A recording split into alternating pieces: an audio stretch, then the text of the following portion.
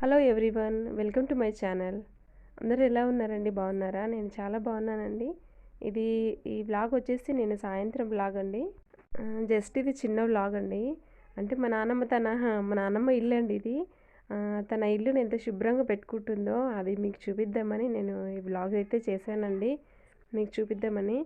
అంటే ఎంత old women అయినా చాలా బాగా నీట్గా పెట్టుకుంటుందండి. ఒంట్లో బాగున్నా బాగాలేకపోయినా తన సెల్ఫ్గా తనే అన్నీ చూడండి. తనే చక్కగా పెట్టుకుంటుందండి ఇల్లుని.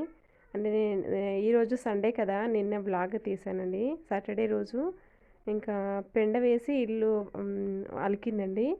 లోపలైతే బాగా నీట్గా కడిగేసింది.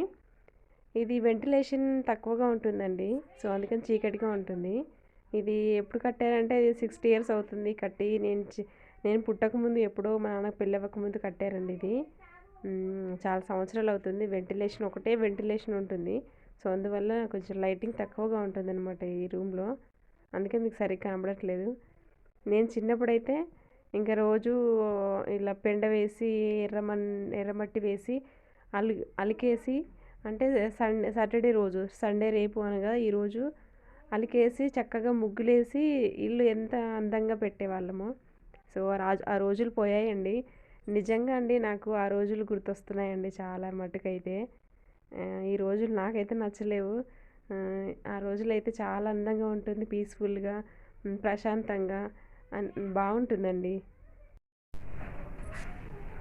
హాయ్ అండి. మా ఇంట్లో ఎప్పుడు డిస్టర్బెన్స్ ఉంటుందండి, అందుకే నేను ఫేస్ టు ఫేస్ ఎప్పుడు మాట్లాడను.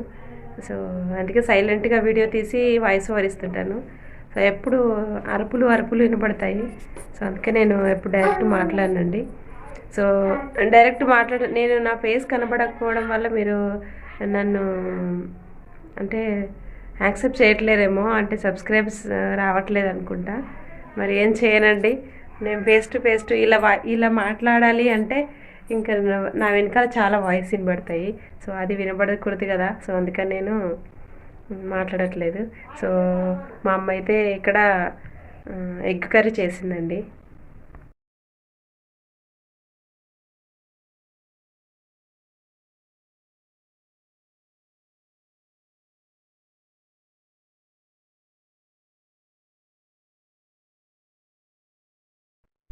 ఫ్రెండ్స్, ఇదండి బ్లాగ్ వచ్చేసి నిన్న బ్లాగు.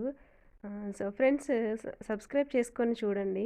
సో ముందు అయితే నేను మీకు మంచి మంచి వీడియోస్ అయితే నేను పెట్టడానికి ట్రై చేస్తాను.